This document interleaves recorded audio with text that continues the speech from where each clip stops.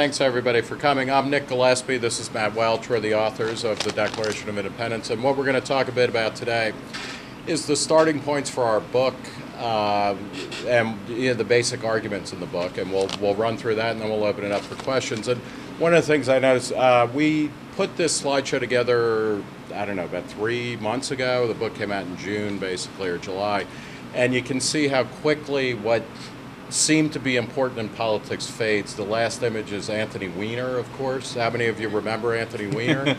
He's already been superseded by Michael Stipe of REM, has also flashed online. So it's always worth keeping in mind how ephemeral politics really are. Our starting points for the Declaration of Independence, how libertarian politics can fix what's wrong with America, are basically these. As a kind of pretext or a starting point, we believe that life is best where politics is least, where decentralization and democratization of power and decision-making is greatest, where individuals in a system or people in a system have the most opportunity to do what they want as it affects their lives in important ways.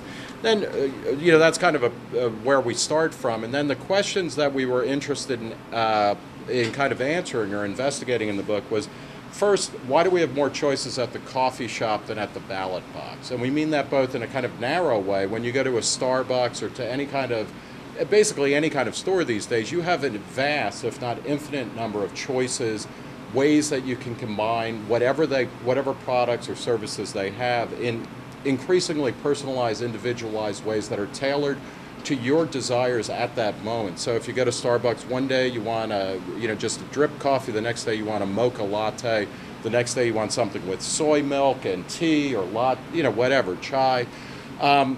Whereas at politics, we don't have that. We're locked into a system that is of two political parties that date back to around the Civil War. In the case of the Democrats, well before the Civil War.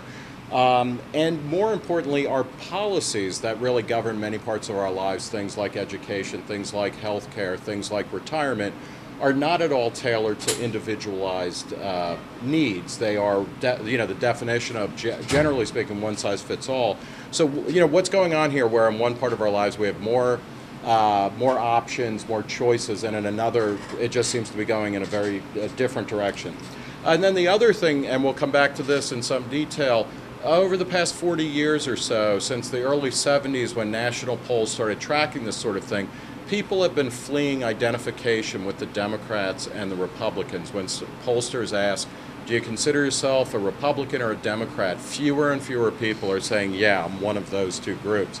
So that's kind of the starting point of where we are. And what we're going to do now is walk through the three main sections of the book and the arguments. And the first is called The End of the World as We Know It, and where we talk about the things that seem to be set in stone actually are changing all the time. It's the end of the world as we know it. It's the end of the world as we know it. It's the end of the world as we know it. And I feel fine. So as Nick was mentioning, the first third of our book, which is either called The End of the World as we know it or As We Think We Know It. I kind of forget which one it is, but the spirit is the same. We are constantly sort of victims of what we call in the book status quo bias or existence bias. We think that the world we live in right now is, by definition, the world we're going to live in tomorrow. And oftentimes what we think we're living through right now doesn't turn out to be true. This graph kind of shows us where we were 4 years ago. It was a foregone conclusion that Rudolph Giuliani was going to be the nomination for the Republican Party and the possible president of the United States, or maybe facing off against Hillary Clinton. There's a great feature on the site realclearpolitics.com that I encourage you to look up just for perspective. It'll say 4 years ago today. It'll show the polls of where the Republican primary elections were. And right now, 4 years ago today, it was Rudy Giuliani at around 35%.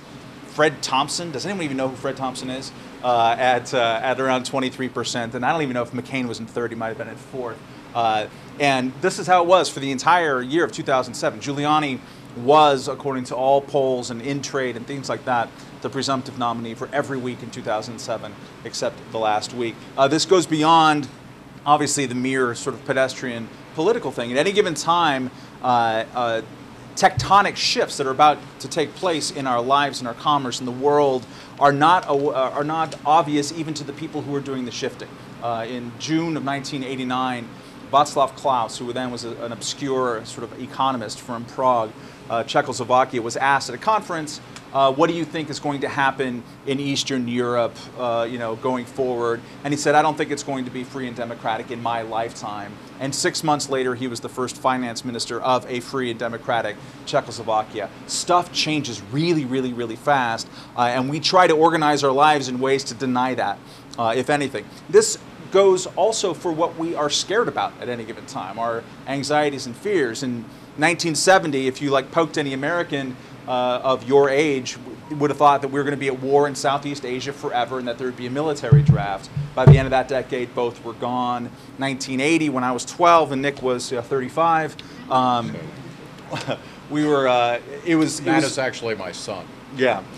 It was presumed that we were going to have double-digit inflation forever, that you couldn't actually cure inflation. Politicians had tried to have their whip inflation now buttons. You couldn't stop it, and our world was going to be organized by the Cold War at every step of the way forever. It wasn't ever going to change. By the end of that decade, that was gone. This, I remember very poignantly when I was actually your age. Japan was not just going to buy up Rockefeller Center and maybe the Seattle Mariners, but everything, Iowa and the rest of it. We were all just going to have to learn group calisthenics and bad Ron Howard movies. By the end of the 1990s, no one talks about Japan except as a lost decade. And now in 2000, at the dawn of 2000, everyone was AOL Time Warner is going to be the big brother that's going to keep us down. And within 18 months, it was the biggest failed merger in American history. An extended kind of metaphor that we look at any given that in our book as a thing that has power that we think is crushing us is Kodak and Fujifilm. This is a classic duopoly. If any of you study economics, you will study Kodak and Fujifilm. Hopefully they have updated the text because Kodak's going to go out of business in about a day and a half here. But Kodak was on the Dow Jones Industrial Average for 7 decades. They had 96% of US market share. Fujifilm came in a little bit later from Japan.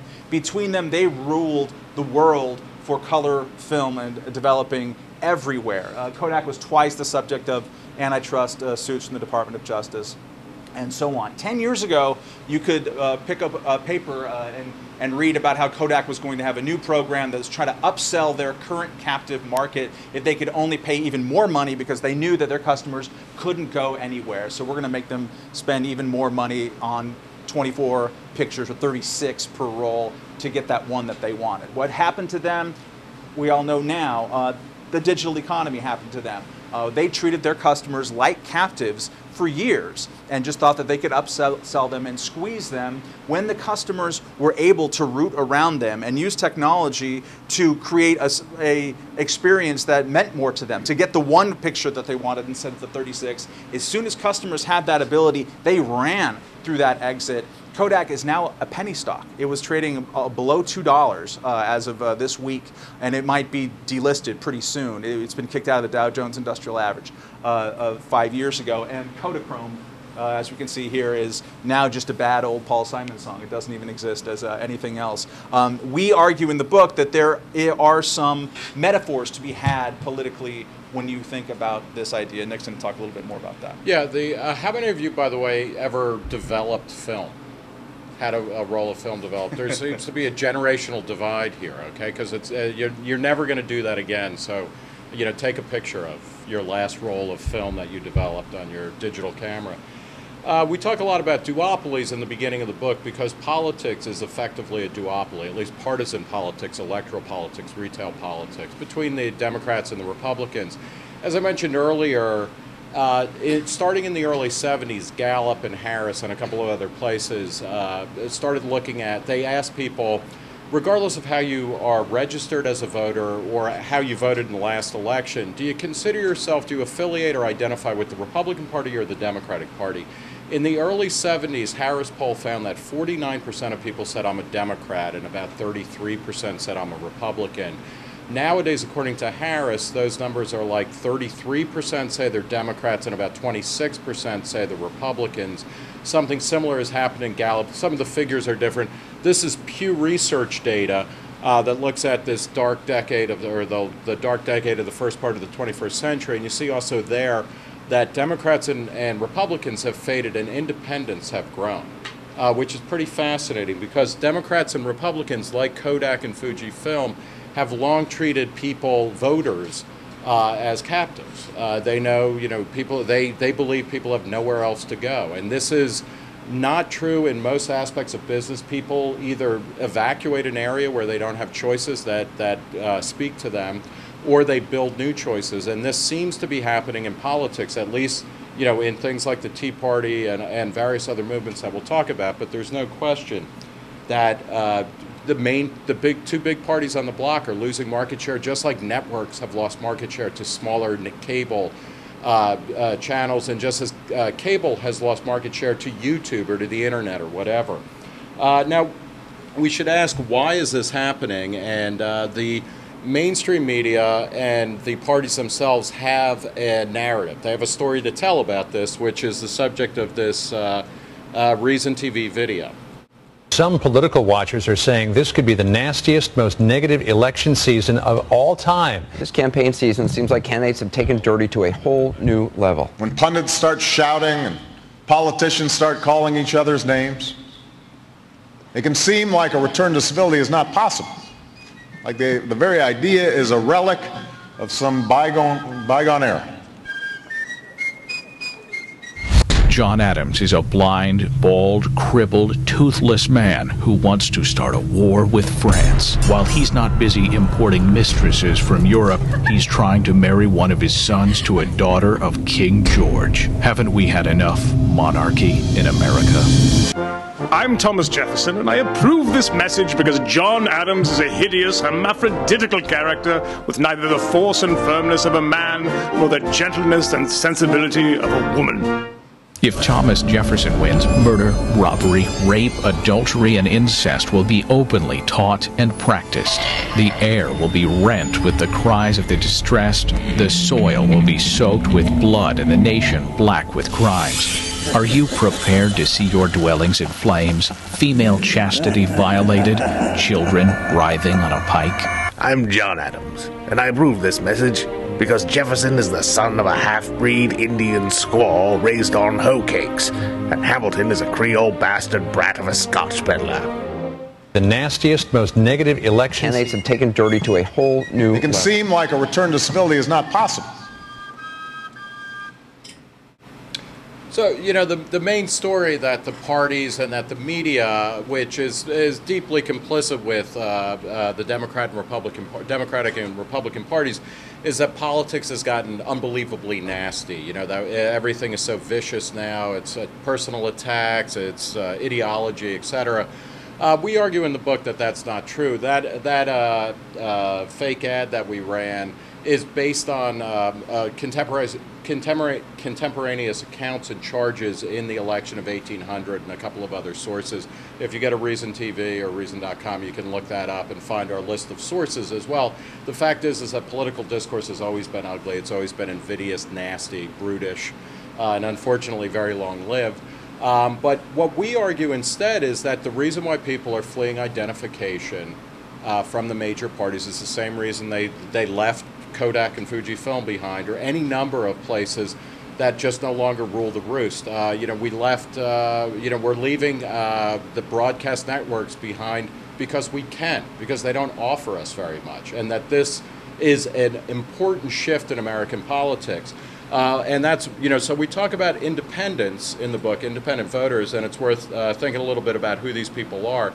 The first thing that you need to know about independent voters is that they now comprise the single largest voting bloc of, if you're looking at Republicans, Democrats, independents. Independents are the single biggest chunk, depending on the polls or surveys you're looking at, somewhere between in the high 30s to as high as the high 40s. People call themselves independents, and they are completely determining virtually every national and state level election. Here we have data from a couple of surveys of President Obama's ratings among independents. He won the presidency because he was very popular among independents. His approval rating among independents, whether they like him or think he's doing a good job, has been cratering pretty much since he took office. Congress has gone back and forth between Republican control and Democratic control or split control. That is completely a story of who wins the independent vote. In general, a third of the country is going to vote Republican, a third is going to vote Democratic in most elections, and then it's who controls the independents. We can ask who are the, let me go back here. We can talk about who are the independents, and in the book, what we're saying, independents are more important, and independents, or the American populace, are becoming more libertarian.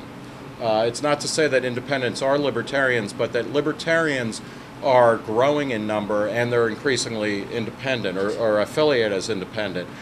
This is a chart using CNN and Gallup polls that Nate Silver of 538.com, he's a stats blogger, a political stats blogger for the New York Times, put together. CNN and Gallup have been tracking indicators of what they call libertarianism, kind of being socially liberal and fiscally conservative. So it's people who are okay with things like gay marriage or drug legalization or more immigration rather than less immigration, not interested in the government dictating how your moral values, but also interested in kind of limited and responsible government where you actually spend less, tax less, and get more bang for your tax dollars. They asked two questions, both of which are at recent highs in terms of responses. The first, the cultural libertarian indicator of libertarianism, is should government, or rather government should not favor any particular set of values. That's the blue line. You can see that trending up. And then the economic question is government is trying to do too many things that should be left to individuals and businesses. That's also at an all-time high, and when you add those together, you see in the green line a rise of a kind of broad-based, softly defined libertarianism. Libertarians, and not all independents are libertarians, not all libertarians are independent, but increasingly there's a lot of overlap. In 2011, 67% of libertarians called themselves independent in polls, and more than 50% of young libertarians call themselves independent, which is interesting. Only 38% of people who were Ron Paul voters in the 2008 presidential nominating race ended up voting for John McCain. And this is where you see in people who are broadly defined as libertarian, the same kind of shift away from political affiliation or diehard political affiliation in the general population is happening. So based on data from a political scientist who kind of figured all of this out, between 72 and 88, 69% of libertarian votes of people who called themselves libertarian went to the Republican candidate. Libertarians were essentially a captive audience of the Republican Party in the general election. Since 1992, it's been around half. So that's a big shift, and it's somewhat similar to the way we talk about it in the book of people used to grow up in families that were GM families or Chevrolet families versus Ford families versus Chrysler families. We don't have that kind of brand loyalty pretty much in any part of our lives, and we certainly are starting to lose it in politics. And that holds open. In the book, we talk about politics as a lagging indicator of American society. Politics is kind of the last spot to get in. They're the last ones to get in on the joke or to understand what's happening. So you see things happening socially, culturally, business-wise, commercially, and then it comes to politics. And one of the main argument of the first part of the book is that what we've been seeing, this personalization, individualization, move away from the mass market to a niche market that's been happening in every part of our lives except politics, is now starting to come to politics. And that leads us to the second part of the book, which we call the democratization of just about everything, or true stories in making life weirder, richer, and more interesting. And this is about what was happening, what were the dynamics in the commercial sector, the economic sector, the cultural sector, the social sector of our lives that were changing things.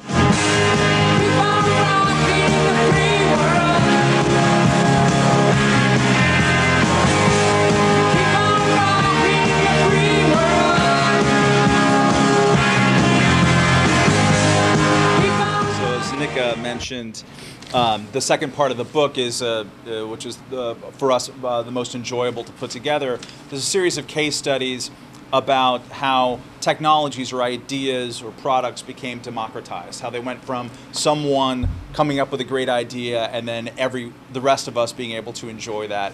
We talk about how in the early 1960s, airline travel was something that only rich businessmen did. Now we can all move about the country. There's a long and very complicated and fascinating story for why that is. We get into it. We talk about why we have thanks be to Allah above, why we finally have good beer in this country.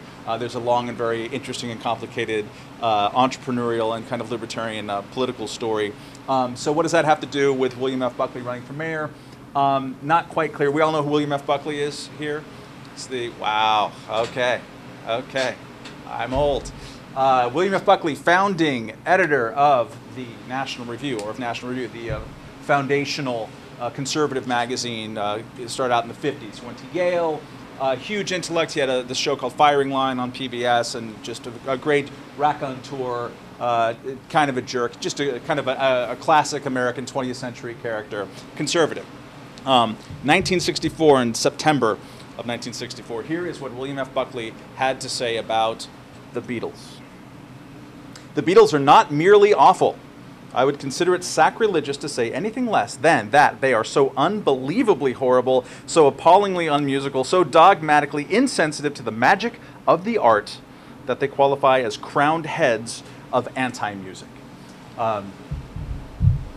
He wasn't alone in that judgment, and the strain that he was tapping into has carried with us. Another Cold War hawk, like William F. Buckley was in the 1980s, is Al Gore. That's how he actually first came to prominence, besides being the son of someone famous. He was a big Cold War hawk, and he and Tipper Gore in the 80s launched a whole big crusade against the filthy 15 songs, including Cyndi Lauper's She Bop and Twisted Sister's We're Not Gonna Take It, and they actually dragged a bunch of musicians up on Capitol Hill, like Frank Zappa, to defend the lyrical content in their songs. There's a great moment in all of that I encourage you all to look up, where Tipper Gore is reading Dead Kennedy's lyrics. Kill, kill, kill, kill the poor. He said that, which is hilarious if you know anything about the Dead Kennedys. More currently, this cultural kind of spasm, I would call it, you could see it in the likes of Dinesh D'Souza, who wrote a book a couple of years ago about how the cultural left is responsible for 9/11.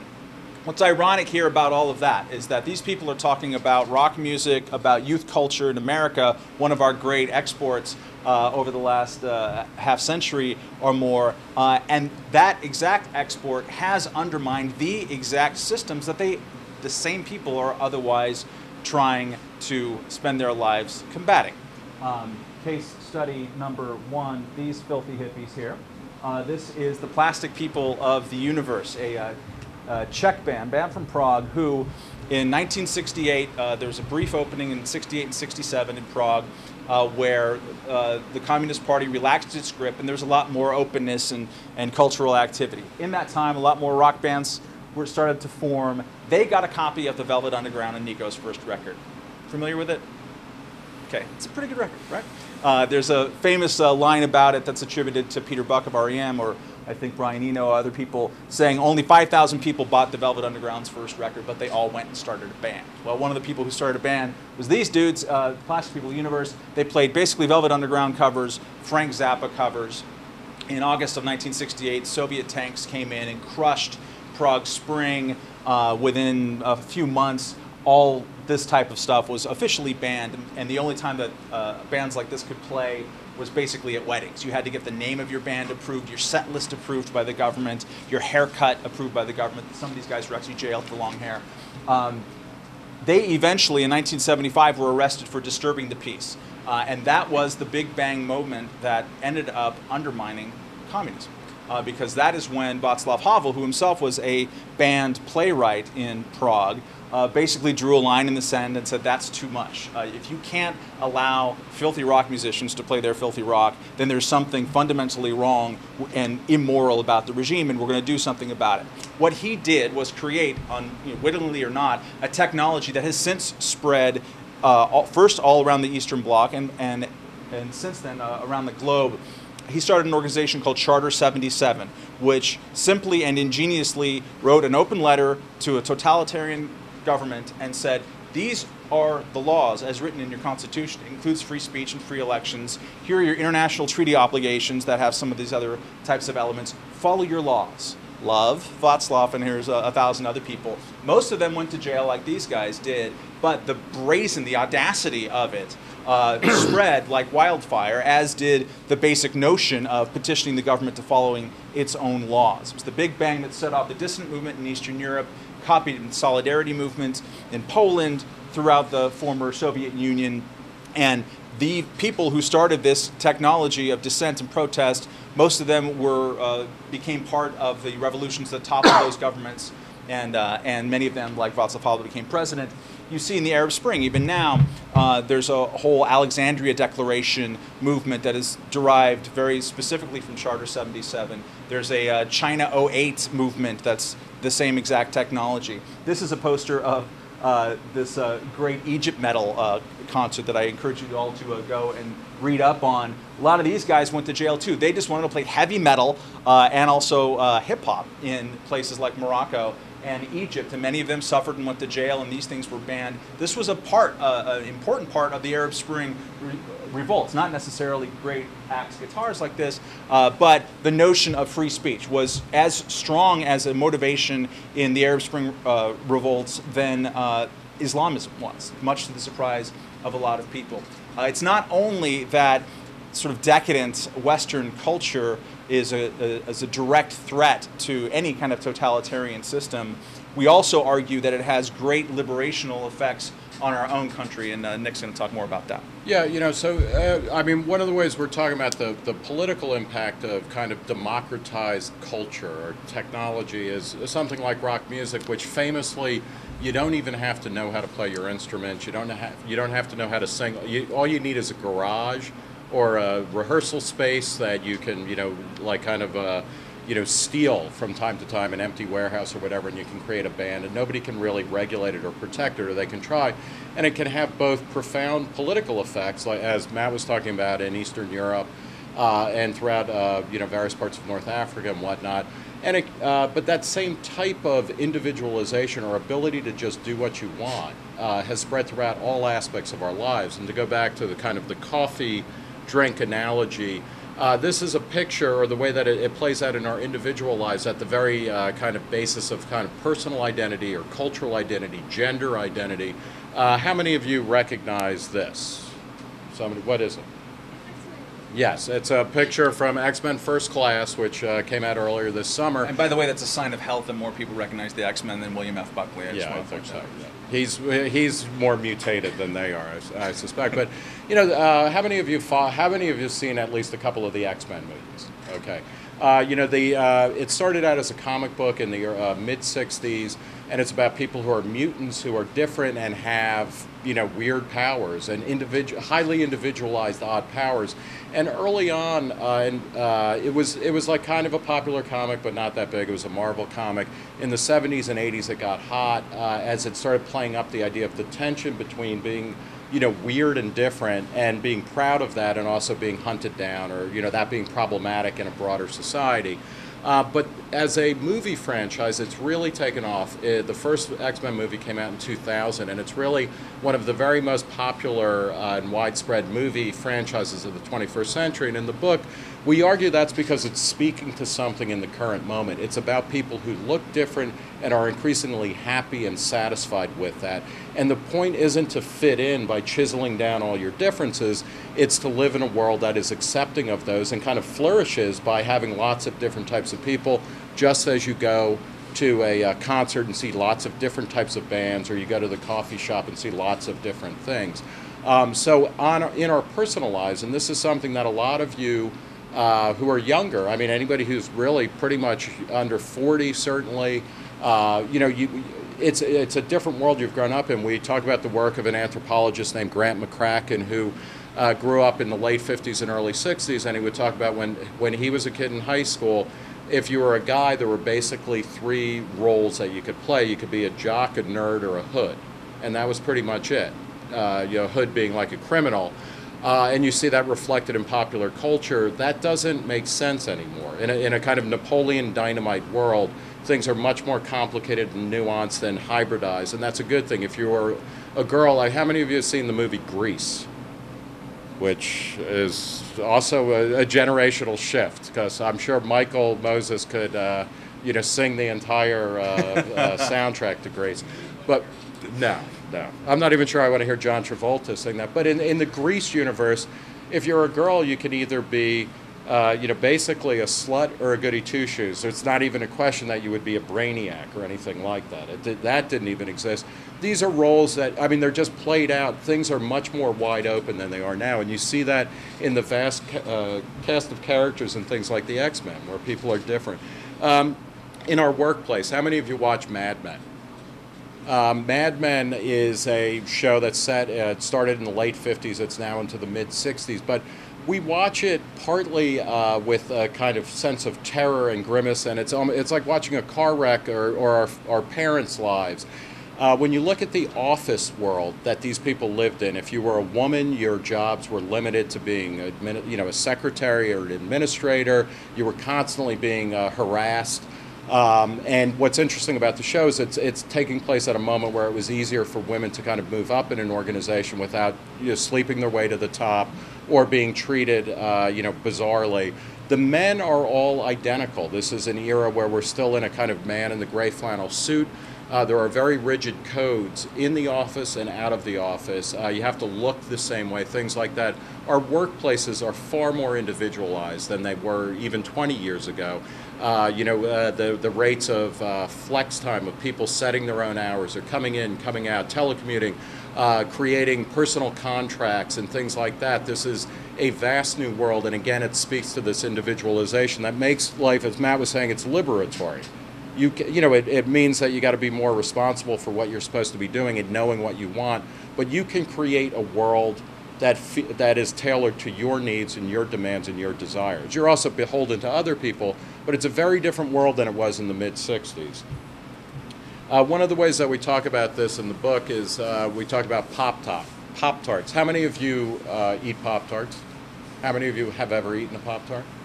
Would you allow your sister to eat a Pop-Tart? That's a joke that's going nowhere with the younger crowd, a sign of social progress. But Pop-Tarts started also like the X-Men in the mid-60s. There were originally 3 flavors, blueberry, strawberry, and brown sugar cinnamon. They looked exactly the same from the outside. They were just kind of like tan blobs of pastry or pastry-like material.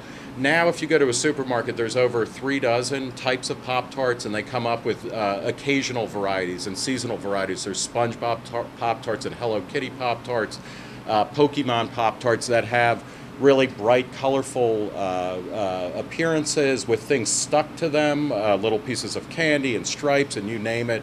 Last year in Times Square, Kellogg's put together a thing called the Pop-Tart store that was going to last for 6 months basically, and its main attraction was this thing called the Pop-Tart Varietizer, where you could take all the different Pop-Tarts and all the different possibilities and come up with a custom-made Pop-Tart. Which is a long way from 1965 when they started, and there were 3 Pop-Tarts that were identical looking and pretty much identical tasting. And again, this is a metaphor for where we're at as a society, and this is the democratization and decentralization. More people can have the power to kind of recreate themselves. And I'm trying to withhold from saying, we're all Pop-Tarts now, and that's a beautiful thing, but it's something like that. This picture at the grand opening of the Pop-Tart store, they served something called Pop-Tart sushi, which brings us back to the X-Men. In the X-Men, they're always talking about how mutations, 99.9% of mutations are deadly. I think this may be one that is not going to make it to the next. So, this is, so in the book, what we talk about is, the end of the world as we know it, particularly if you're wedded to a kind of political system that is very rigid, that is very, limited. There's Republicans and Democrats, that's about it. That's breaking down. And it's breaking down because it's broken down in every other part of our lives for reasons that Matt talked about, for reasons that I talked about. We are able now, through a variety of technological advances, cheap musical instruments liberated people from having to go to a symphony hall to hear music. You can create your own music now. You can mix and match, on your computers, on iPods, on iPads, whatever. You can stream movies wherever you want. You can take them and download them, and in a cheap editing program, you can mash up whatever you want. There's just so much more. The decision making on every aspect of our lives, of who you are sexually, who you are professionally, what your work situation is, how you define yourself. In the book, we talk about Tiger Woods as a Cablinasian. That was his self-description, that he was Caucasian, Black, Indian, and Asian. Don't call him black or white or mulatto. He's much more complicated than that, and that's kind of where we are in the world. We're much more varied. So what we end the book with is a third section called Operationalize It, which is kind of, so we have a breakdown of the old order. We know how it happens in other aspects. How do we bring the type of change and the type of kind of flowering of opportunities and options and decentralization of decision making from our from our cultural lives, from our commercial lives, from our non-political lives to the political arena? That's the challenge in front of us. Things are going great, and they're only getting better. I'm doing alright, getting good grades. The future's so bright. I've got to wear shades. That's a bad song from our college years, I guess. There's a couple of things to consider. So how do you move from an era where the old order politically is breaking down, the old system? It's just not serving it's serving fewer people's needs, and we know that because they're evacuating the parties on a certain level. Why is change coming, or how is it going to come? And there's a couple of reasons for that. And the first reason why change is coming is because what we talk about in the book is that we're out of money. And we're not just out of money, we're really out of money. We're so out of money. Federal deficits in a budget. We haven't had a federal budget in a couple of years, and everybody in Washington is saying there's not going to be a federal budget for fiscal year 2012. This is an unprecedented experience, at least since 1974 when new budget rules were put into place. But under the budget, to talk about how out of money we are at the federal level, under Barack Obama's proposed budget that he released earlier this year, which included all of the rosiest projections of income and revenue for the government, and changing this program and that, and getting cost savings, under his budget, there would be deficits every year, and the debt would have doubled over the next decade. And that's under his best case scenario with the rosiest things. That's bankrupt. That's busted pretty bad.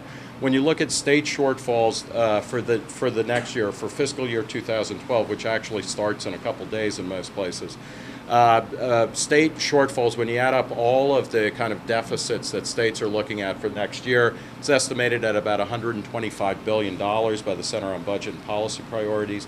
And then when you look at local cities, we're looking over a similar time frame, somewhere between $56 billion and $83 billion by the National League of Cities. At the federal, at the state, and at the local level, things have really gone off the rails. I mean, it's not the type of thing where, okay, if we can hang on for a little while, we got a big check coming in. It's only going to get worse. So that's one reason how we're going to operationalize political change, is that when governments, like families or businesses, when they run out of money, they have to change what they do. They don't want to, and they struggle against it, but they have to reduce the amount of stuff that they're doing.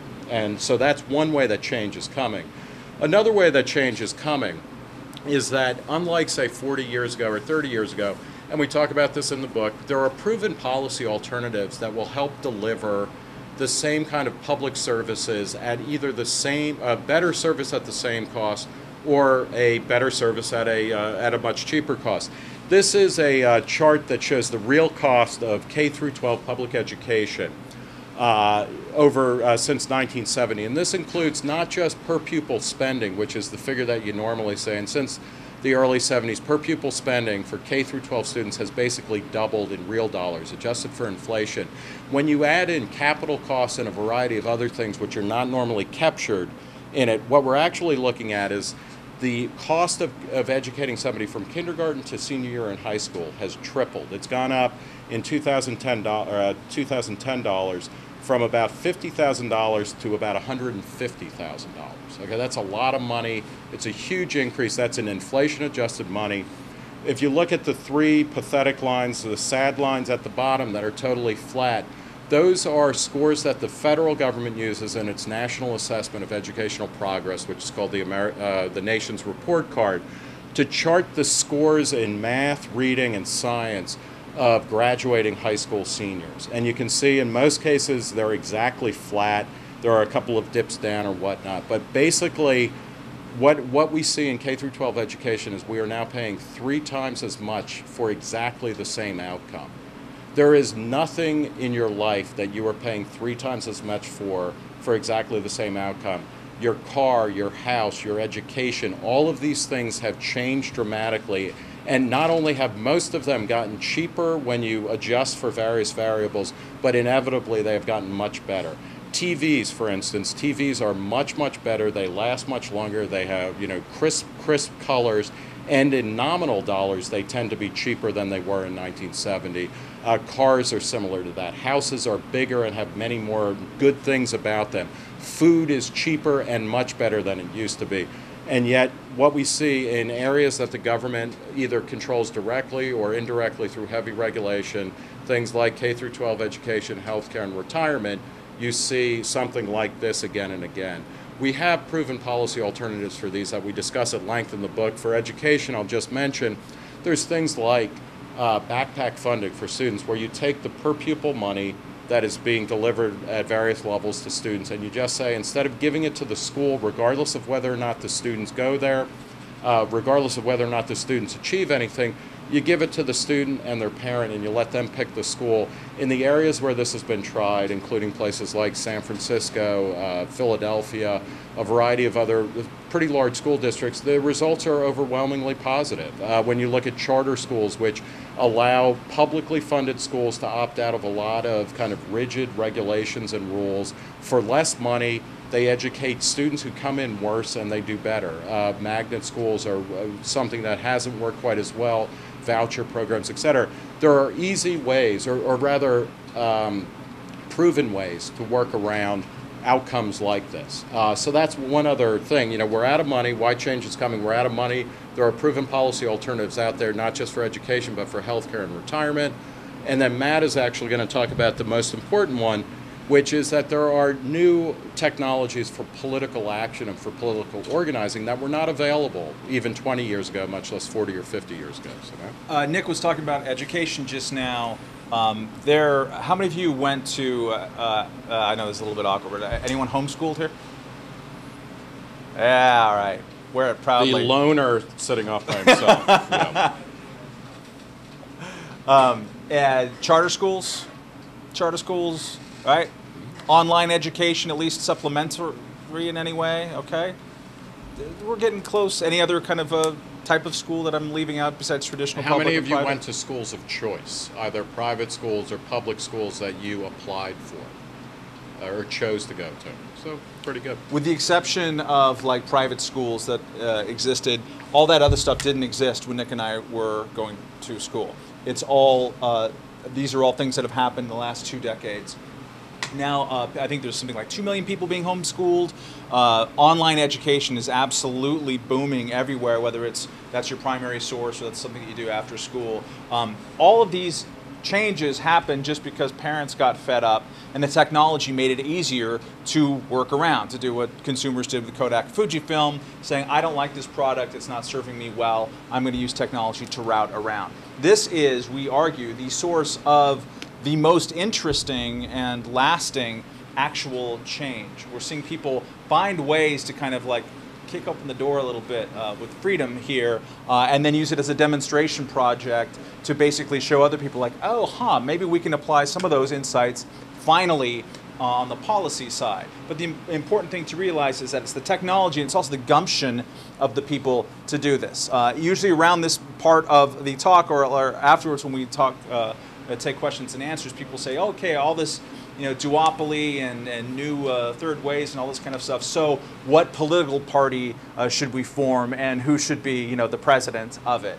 That's the wrong way to think, we argue. You will see in the next 18 months or 14 months, whatever the clock of doom is until the November 2012 election, you will see on a weekly basis calls for some new magical third party, and you will always notice that they have the exact same agenda out there. Thomas L. Friedman's talking about the radical centrist. Matt Miller from the Washington Post just had a big, here's my imaginary presidential candidate and here's his imaginary speech. They all want to raise energy taxes, cut long-term spending, but boost. It's incredibly how similar it all is. It's the wrong way to think about it. There's two basic kind of modern examples of how people try to use ideas and independence in the political sphere that we compare in the book. First one is the Howard Dean movement in 2003, 2004. He was a semi-obscure governor from Vermont. He was actually, as far as Democrats go, well to the right of most Democrats in terms of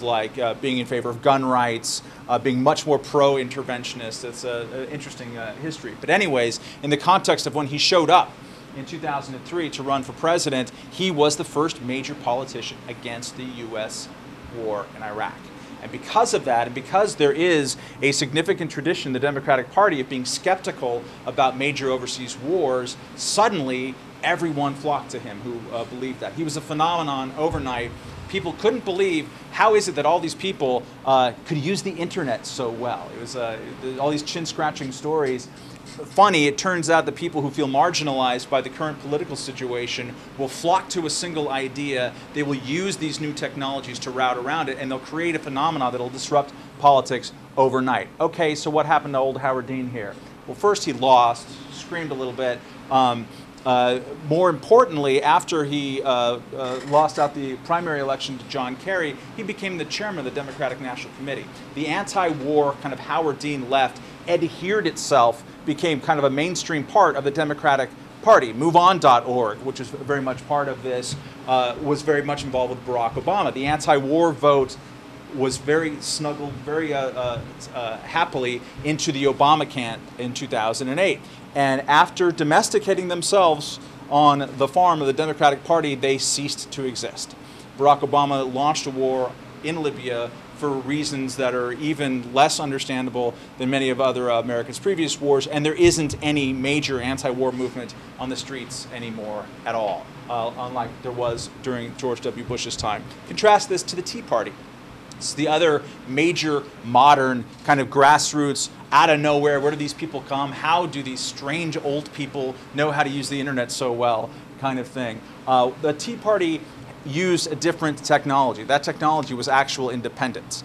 It was, they didn't adhere themselves, and still haven't, to the Republican Party, even though they're way more Republicanoid than the average American person. Many of them, probably a higher percentage of Tea Party members are current or former Republicans.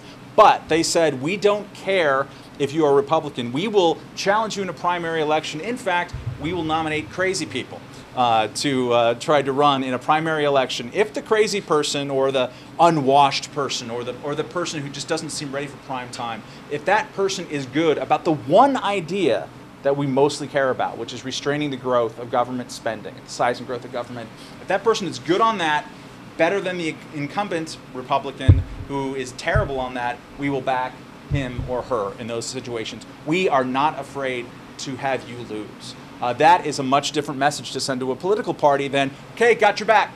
And because of that, that is where the Tea Party has maintained its strength. And it's not by being its own party. They have managed, and this is regardless of what you think about them, take your own personal judgment out of it, think about it as a technology. They have managed to maintain their strength around this one idea by not becoming a party, by not having a leader, and by whenever the Republican establishment says, oh, okay, listen, the adults are at the table now, you have to support this person because otherwise a Democrat might win.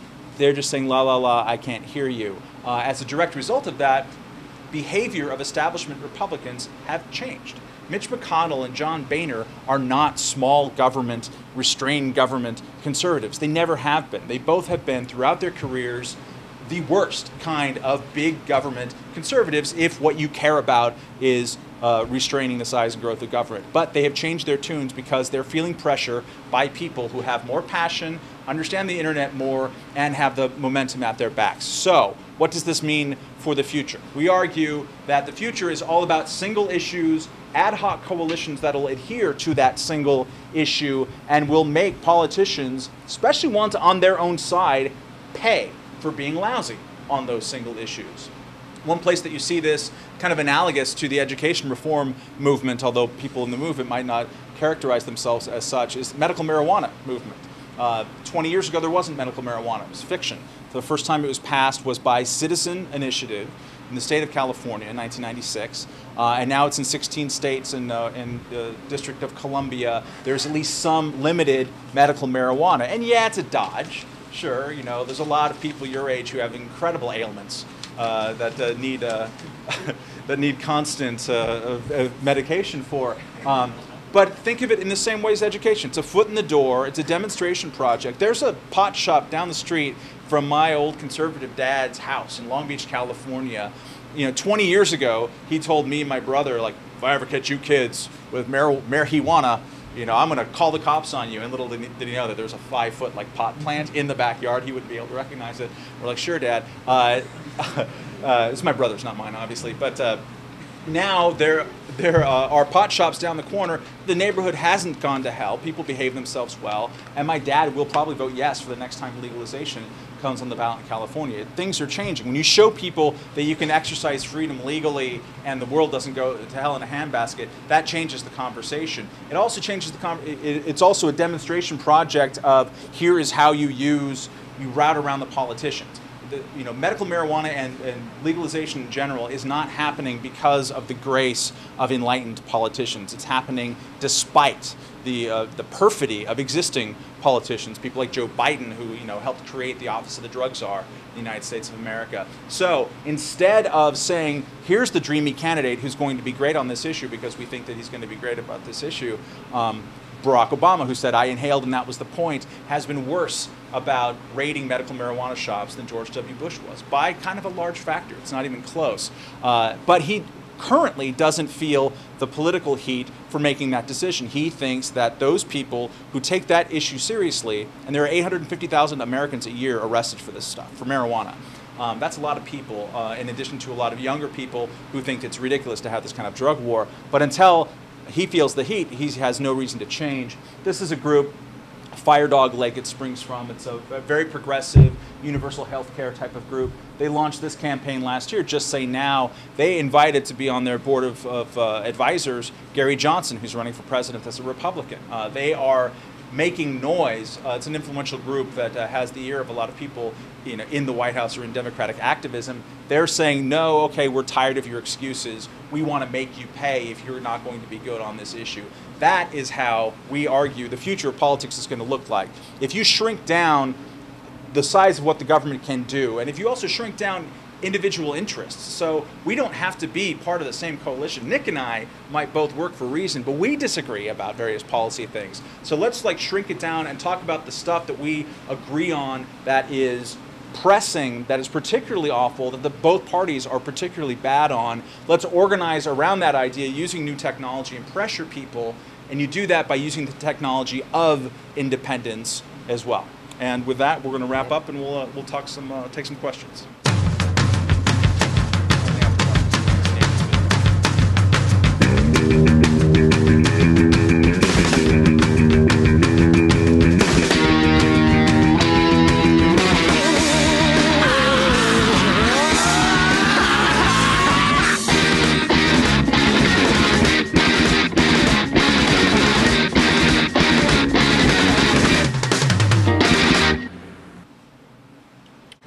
Thanks, everybody. We do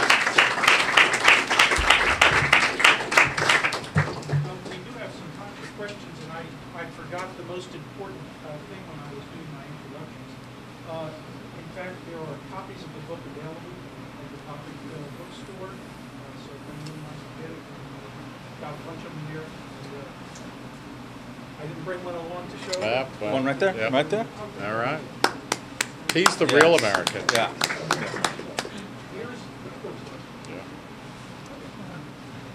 So we do have some time for some questions. just let you guys. Sure. Homeschool.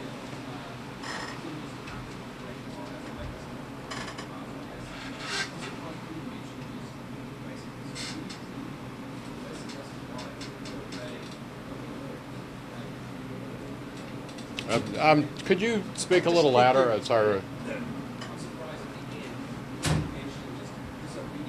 Right.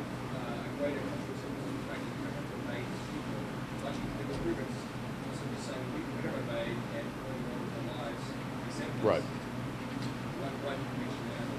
Yeah, we only got 40 minutes, man. Yeah, no, but you're right. I mean, there's and this is the type of thing that tends to inspire, hand wringing or just total terror when suddenly people, are being told by their betters, their superiors, by people in authority, you should do this or you have to do this, and people are like, I'm not going to.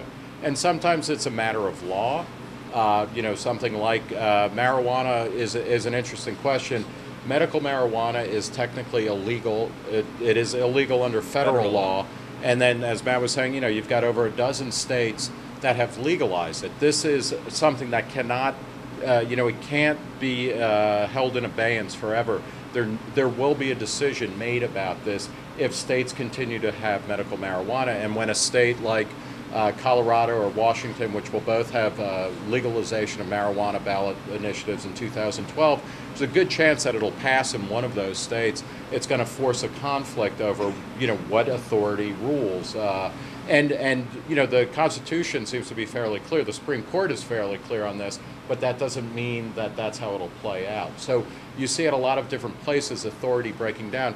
Social and cultural authority has been breaking down since, literally, before America became a country, when it was still a colony, within a generation of the theocratic Puritans showing up in New England, kids were already acting up, and the elders, the congregational elders in New England in Massachusetts Bay Colony had to say, okay, you know what, you're not listening to us, you don't have to come to church every day, just twice a week, things like that. So this is an ongoing thing, and it's something as power gets decentralized and democratized, and as people get wealthier and a little bit more educated, they feel more comfortable in saying, like, I've listened to you, and I don't care what you have to say. I'm going to live my own life. And so that's Nick and I were just at Hemp Fest in Seattle, Washington, which started in 1991, the year of grunge, as just like 500 stoners hanging out and talking to each other, or trying to. And it is now, for anyone who's interested in just being in Seattle in August, which is a pretty sweet thing to do. It's a beautiful park by the Puget Sound.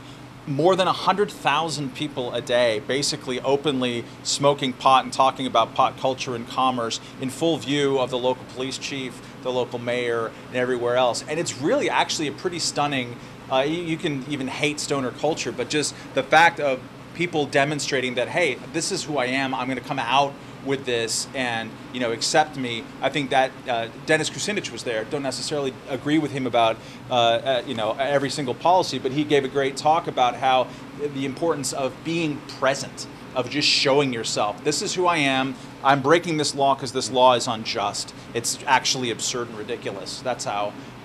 So it is, I think, a very important thing, and it's we try to do that in the context of reason, of just talk openly about what you actually are, and to expose the ridiculousness of a lot of laws. It is, by the way, there's a very good documentary coming out by Ken Burns, the guy who did the Civil War and baseball and jazz and everything, on PBS starting on Sunday, about prohibition, which is an interesting case study in this, because there was open and widespread defiance of alcohol prohibition in the 20s, and it can lead to it can have a very corrosive and cynical effect on society, because if nobody's following the rules, and the rules don't change to adapt to social reality, it can cause a lot of long-term damage, and this is one of the things that hopefully won't happen, although it usually forces the issue to a point where something changes. But Michael, you had a comment? No, and one of the things Matt alluded to this, we don't talk about, okay, what we need is proportional representation, or a parliamentary system, or, a third party that's actually good as opposed to two dogs or whatever. What we're saying instead is that the way politics is evolving, there's always going to be two major parties. What those parties are, what they stand for, changes over time.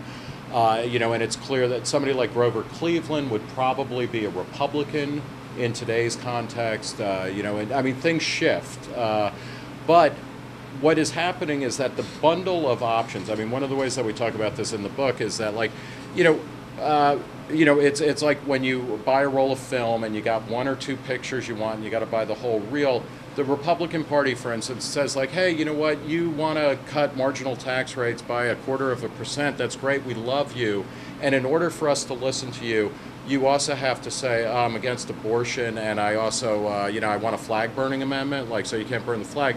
And those types of coalitional politics are starting to break down because it's harder and harder to corral people to do that, and it's going to become easier. The party that is going to win is going to have a narrower kind of basket of ideas that make more obvious sense. That's what we think, because inevitably people are leaking out of this stuff, and you see to think about Republicans or conservatives, you have people like Mitch Daniels and to a degree Chris Christie, where they're like, hey, you know what, like, let's stop talking about the social issues the way that we used to, because if we don't focus on these core things about, like, the economy or about governance, it's not going to matter. So, I mean, we're actually talking more in terms of that. And the Democrats have their own issues with, how expansive their ideas are. What if you want, if you want strong public sector labor unions, then you also have to believe you have to be in favor of this or against that. And people are just like, it's not making sense to us anymore.